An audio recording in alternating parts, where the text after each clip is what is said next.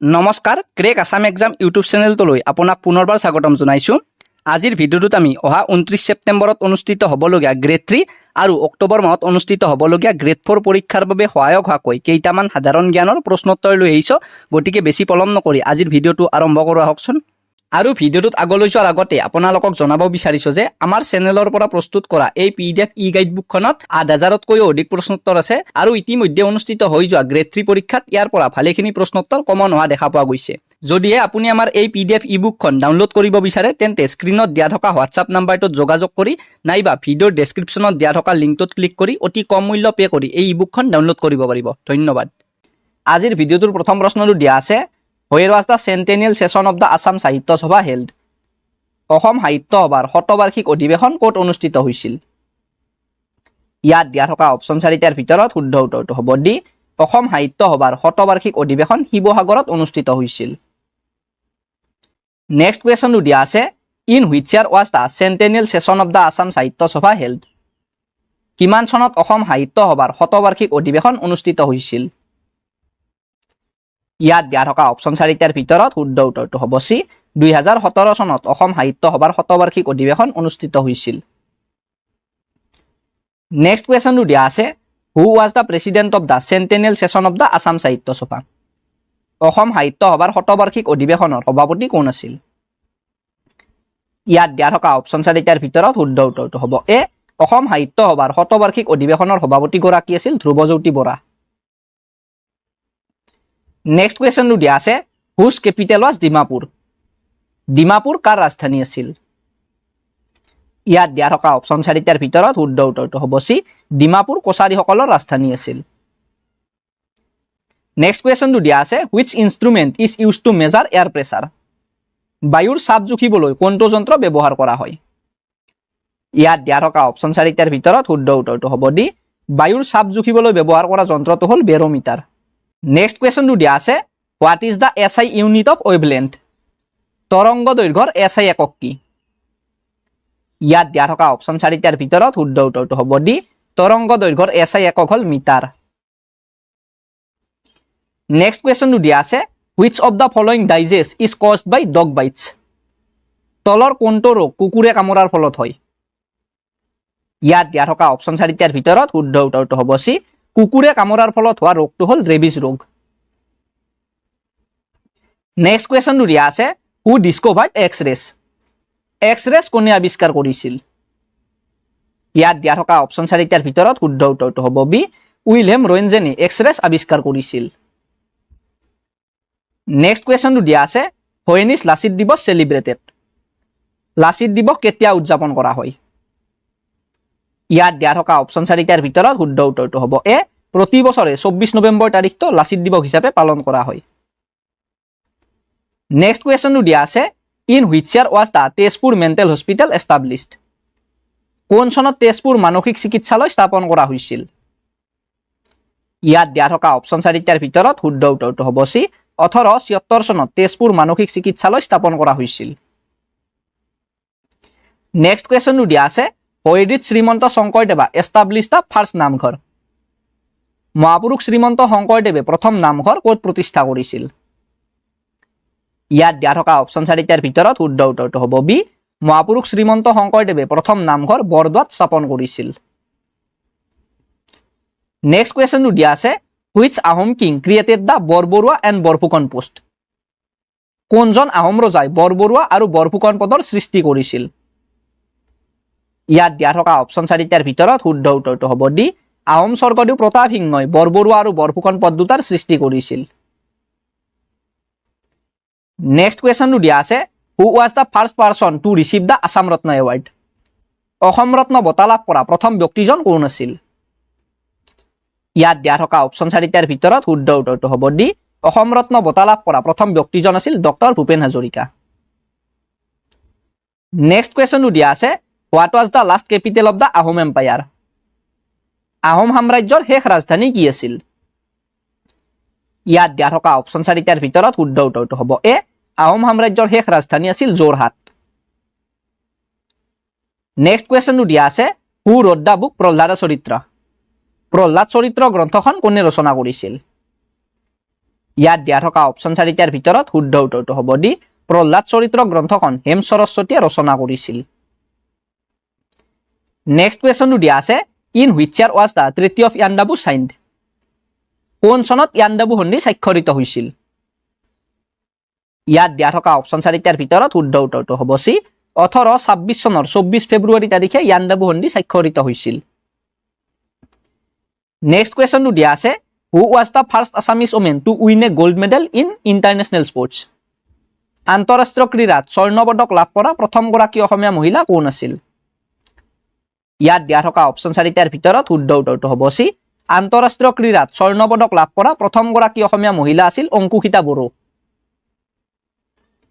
Next কুৱেশ্যনটো দিয়া আছে the ancient Mahabhairab temple is located in which city প্ৰাচীন মহাভৈৰৱ মন্দিৰ কোনখন চহৰত অৱস্থিত ইয়াত দিয়া থকা অপশ্যন 4টাৰ ভিতৰত শুদ্ধ উত্তৰটো হ'ব এ প্ৰাচীন মহাভৈৰৱ মন্দিৰ অসমৰ শোণিতপুৰ জিলাখনৰ তেজপুৰ চহৰখনত অৱস্থিত নেক্সট কুৱেশ্যনটো দিয়া আছে which Assamese writer is also' known as the Upanyas Samrat কোনজন অসমীয়া সাহিত্যিকক উপন্যাস সম্ৰাট বুলিও জনা যায় ইয়াত দিয়া থকা অপশ্যন 4টাৰ ভিতৰত শুদ্ধ উত্তৰটো হ'ব বি অসমীয়া সাহিত্যিক ৰজনীকান্ত বৰদলৈদেৱক উপন্যাস সম্ৰাট বুলিও জনা যায় নেক্সট কুৱেশ্যনটো দিয়া আছে which river flows through the northern part of Kaziranga national park Kaziranga ৰাষ্ট্ৰীয় উদ্যানৰ উত্তৰ অংশৰ মাজেৰে কোনখন নদী বৈ যায় ইয়াত দিয়া থকা অপশ্যন 4টাৰ ভিতৰত শুদ্ধ উত্তৰটো হ'ব চি কাজিৰঙা ৰাষ্ট্ৰীয় উদ্যানৰ উত্তৰ অংশৰ মাজেৰে ব্ৰহ্মপুত্ৰ নদীখন বৈ যায় নেক্সট কুৱেশ্যনটো দিয়া আছে Nameri wildlife sanctuary is located in which district Nameri বন্যপ্ৰাণী অভয়াৰণ্য কোনখন জিলাত অৱস্থিত ইয়াত দিয়া থকা অপশ্যন 4টাৰ ভিতৰত শুদ্ধ উত্তৰটো হ'ব বি নামেৰী বন্যপ্ৰাণী অভয়াৰণ্যখন অসমৰ শোণিতপুৰ জিলাখনত অৱস্থিত নেক্সট কুৱেশ্যনটো দিয়া আছে Assam played its first Ranji Trophy matches against which team in 1949 অসমে কোনটো দলৰ বিৰুদ্ধে 1949 চনত প্ৰথমখন ৰঞ্জী ট্ৰফি খেল খেলিছিল ইয়াত দিয়া থকা অপশ্যন 4টাৰ ভিতৰত শুদ্ধ উত্তৰটো হ'ব চি অসমে হলকাৰ একাদশ নামৰ দলটোৰ বিৰুদ্ধে 1949 চনত প্ৰথমখন ৰঞ্জী ট্ৰফি খেল খেলিছিল নেক্সট কুৱেশ্যনটো দিয়া আছে where is the Rain Forest Research Institute of Assam located অসমৰ বৰষুণ বন গৱেষণা প্ৰতিষ্ঠানটো ক'ত অৱস্থিত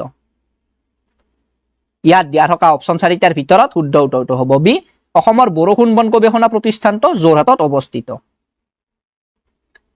নেক্সট কুৱেশ্যনটো দিয়া আছে হু ৰ'ট দ্য নভেল অভিযাত্ৰী অভিযাত্ৰী উপন্যাসখন কোনে ৰচনা কৰিছিল ইয়াত দিয়া থকা অপশ্যন 4টাৰ ভিতৰত শুদ্ধ উত্তৰটো হ'ব চি অভিযাত্ৰী উপন্যাসখন নিৰুপমা বৰগোহাঁইয়ে ৰচনা কৰিছিল নেক্সট কুৱেশ্যনটো দিয়া আছে হু ফট দ্য বেটেল অফ মেহৰগড় মেহৰগড়ৰ যুদ্ধ কাৰ কাৰ মাজত সংঘটিত হৈছিল ইয়াত দিয়া থকা অপশ্যন 4টাৰ ভিতৰত শুদ্ধ উত্তৰটো হ'ব এ মেহৰগড়ৰ যুদ্ধ মান আৰু চন্দ্ৰকান্ত সিংহৰ মাজত সংঘটিত হৈছিল what is the name of the largest T plantation in Assam অসমৰ আটাইতকৈ ডাঙৰ চাহ বাগিচাখনৰ নাম কি ইয়াত দিয়া থকা অপশ্যন 4টাৰ ভিতৰত শুদ্ধ উত্তৰটো হ'ব চি অসমৰ আটাইতকৈ ডাঙৰ চাহ বাগিচাখনৰ নাম হ'ল মোনাবাৰী চাহ বাগিচা নেক্সট কুৱেশ্যনটো দিয়া আছে what is the name of the first T plantation in Assam অসমৰ প্ৰথমখন চাহ বাগিচাৰ নাম কি ইয়াত দিয়া থকা অপশ্যন 4টাৰ ভিতৰত শুদ্ধ উত্তৰটো হ'ব বি অসমৰ প্ৰথমখন চাহ বাগিচাৰ নাম হ'ল চাবুৱা চাহ বাগিচা নেক্সট কুৱেশ্যনটো দিয়া আছে in which year did doctor Bhupen Hazarika receive the Assam Ratna award কোন চনত ডক্টৰ ভূপেন হাজৰিকাই অসম ৰত্ন বঁটা লাভ কৰিছিল ইয়াত দিয়া থকা অপশ্যন 4টাৰ ভিতৰত শুদ্ধ উত্তৰটো হ'ব বি 2009 চনত ডক্টৰ ভূপেন হাজৰিকাই অসম ৰত্ন বঁটা লাভ কৰিছিল নেক্সট কুৱেশ্যনটো দিয়া আছে Maharana Pratap airport is located in which city Maharana Pratap বিমানবন্দৰটো কোনখন চহৰত অৱস্থিত ইয়াত দিয়া থকা অপশ্যন 4টাৰ ভিতৰত শুদ্ধ উত্তৰটো হ'ব এ মহাৰাণা প্ৰতাপ বিমানবন্দৰটো ভাৰতৰ ৰাজস্থান ৰাজ্যখনৰ উদয়পুৰ চহৰখনত অৱস্থিত নেক্সট কুৱেশ্যনটো দিয়া আছে Golconda fort is located in which city Golconda দুৰ্গ কোনখন চহৰত অৱস্থিত ইয়াত দিয়া থকা অপশ্যন 4টাৰ ভিতৰত শুদ্ধ উত্তৰটো হ'ব বি গোলকোণ্ডা দুৰ্গ ভাৰতৰ তেলেংগানা ৰাজ্যখনৰ হায়দৰাবাদ চহৰখনত অৱস্থিত নেক্সট কুৱেশ্যনটো দিয়া আছে Rafael Nadal is associated with which sport Rafael Nadal কোনবিধ খেলৰ সৈতে জড়িত ইয়াত দিয়া থকা অপশ্যন 4টাৰ ভিতৰত শুদ্ধ উত্তৰটো হ'ব চি ৰাফেল নাডাল টেনিছ খেলৰ সৈতে জড়িত। নেক্সট কুৱেশ্যনটো দিয়া আছে the Davis cup is associated with which sport. Davis cup কোনটো খেলৰ লগত জড়িত? ইয়াত দিয়া থকা অপশ্যন 4টাৰ ভিতৰত শুদ্ধ উত্তৰটো হ'ব B Davis Cup lawn tennis খেলৰ সৈতে জড়িত। নেক্সট কুৱেশ্যনটো দিয়া আছে Lal Bahadur Shastri international airport is located in which city. Lal Bahadur Shastri আন্তঃৰাষ্ট্ৰীয় বিমানবন্দৰ কোনখন চহৰত অৱস্থিত? ইয়াত দিয়া থকা অপশ্যন 4টাৰ ভিতৰত শুদ্ধ উত্তৰটো হ'ব বি লাল বাহাদুৰ শাস্ত্ৰী আন্তঃৰাষ্ট্ৰীয় বিমানবন্দৰখন ভাৰতৰ উত্তৰ প্ৰদেশ ৰাজ্যখনৰ বাৰাণসী চহৰখনত অৱস্থিত। নেক্সট কুৱেশ্যনটো দিয়া আছে which river is known as the sorrow of Bengal. কোনখন নদীক বংগৰ দুখ বুলি জনা যায়? ইয়াত দিয়া থকা অপশ্যন 4টাৰ ভিতৰত শুদ্ধ উত্তৰটো হ'ব চি দামোদৰ নদীখনক বংগৰ দুখ বুলি জনা যায়। নেক্সট কুৱেশ্যনটো দিয়া আছে Bharat Ratna Shri Atal Bihari Vajpayee Ekana cricket stadium is located in which city. Bharat Ratna Shri Atal Bihari Vajpayee Ekana cricket stadium কোনখন চহৰত অৱস্থিত? ইয়াত দিয়া থকা অপশ্যন 4টাৰ ভিতৰত শুদ্ধ উত্তৰটো হ'ব এ ভাৰত ৰত্ন শ্ৰী অটল বিহাৰী বাজপেয়ী একনা ক্ৰিকেট ষ্টেডিয়ামখন ভাৰতৰ উত্তৰ প্ৰদেশ ৰাজ্যখনৰ লক্ষ্ণৌ চহৰখনত অৱস্থিত। নেক্সট কুৱেশ্যনটো দিয়া আছে নবেগাঁও national park is located in which Indian state. নবেগাঁও ৰাষ্ট্ৰীয় উদ্যান ভাৰতৰ কোনখন ৰাজ্যত অৱস্থিত?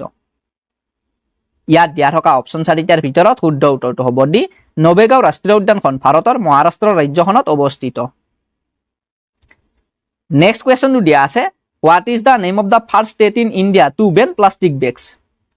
ভাৰতত প্লাষ্টিকৰ বেগ নিষিদ্ধ কৰা প্ৰথম ৰাজ্যখনৰ নাম কি? ইয়াত দিয়া থকা অপশ্যন 4টাৰ ভিতৰত শুদ্ধ উত্তৰটো হ'ব ডি ভাৰতত প্লাষ্টিকৰ বেগ নিষিদ্ধ কৰা প্ৰথম ৰাজ্যখনৰ নাম হ'ল ছিকিম। নেক্সট কুৱেশ্যনটো দিয়া আছে what is the name of the parliament of the United states of America. America যুক্তৰাষ্ট্ৰৰ সংসদৰ নাম কি?